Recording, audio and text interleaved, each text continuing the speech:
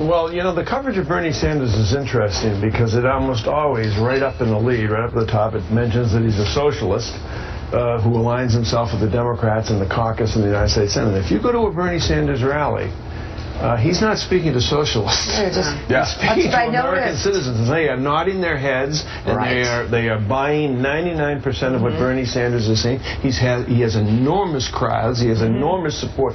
The demographic skews very young, which is really what you're looking for to get people actively involved in politics. What's most interesting to me is Bernie Sanders shows more strength against Donald Trump than Hillary Clinton. Sanders beat Trump. Even Bernie Sanders beats Donald Trump. Bernie Sanders beats Donald Trump by double digits, 51 to 38, 13 points.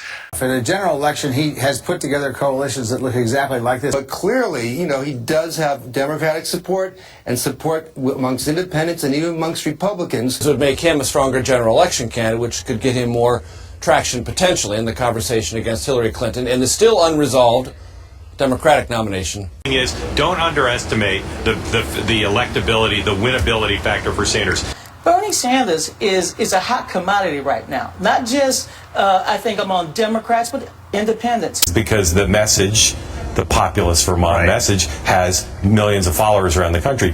Bernie Sanders is out there expanding the electorate, bringing more people into the party. And you know what? That's the same path that Barack Obama used to win the nomination. The electorate.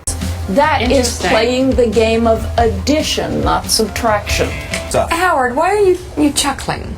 Because I've seen this for 40 years. What? People underestimate him. That's right. He has an incredibly powerful message. And he actually, I remember my last election after I'd done civil unions, I got clobbered in a certain part of the state that always votes conservative. And Bernie Sanders got every vote that my very conservative opponent got.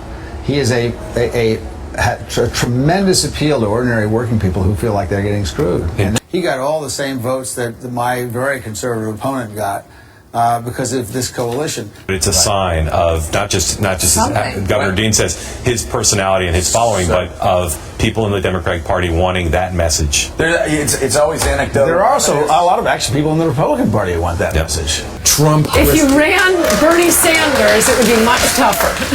Bernie Sanders? It would be much tougher to beat him than You think would be a better candidate than Hillary? Yeah. Wow. Yeah, because he would cares excite about the base. American middle class, working class. Hillary doesn't. She's like the elected Republican. She cares about the Chamber of Commerce. As voters in Iowa and New Hampshire have begun to believe that he could beat her, that he could be the nominee, they're more drawn towards him.